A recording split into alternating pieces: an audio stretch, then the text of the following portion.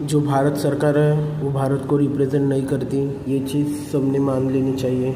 क्योंकि हमारे संविधान में जो भी चीज़ें लिखी हैं, ये सरकार उस संविधान के उन नॉर्मल चीज़ों को भी नहीं मानती।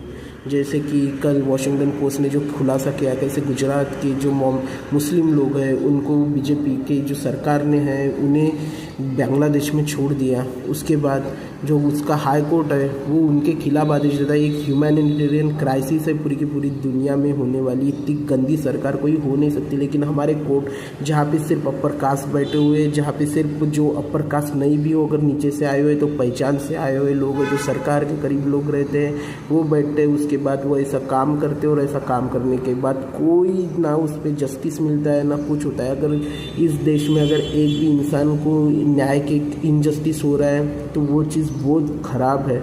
अगर तुम देखो तो 150 करोड़ की लोक संख्या हो रही है हमारे देश की, और हमारे देश में सिर्फ सुप्रीम कोर्ट में 32 से 33 जज बैठते हैं।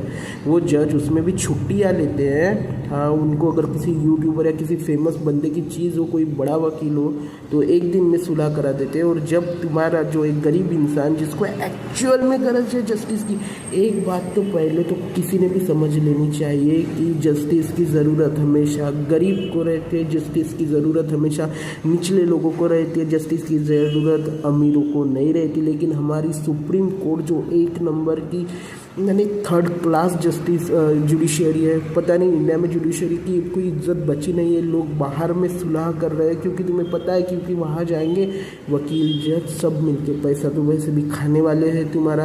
और ये सुप्रीम कोर्ट 33 शायद से 33 या 36 कुछ तो भी है। जो क्या पागल समझ रहे हो तुम इस देश के लोगों को?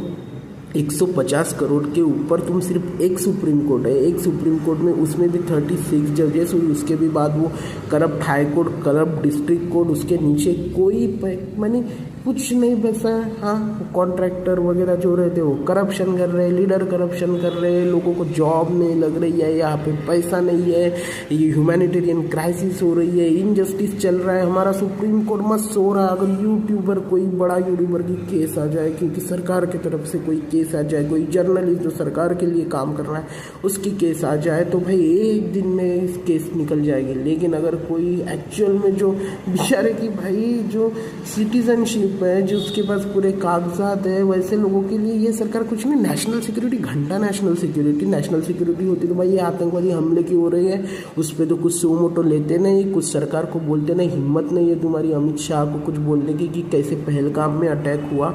सुप्रीम कोर्ट बस एक क्या बोलते छिछोरा बन के रह चुका है। मैंने पता नहीं इतना थर्ड क्लास कहाँ से बन चुका है, आई डोंट नो।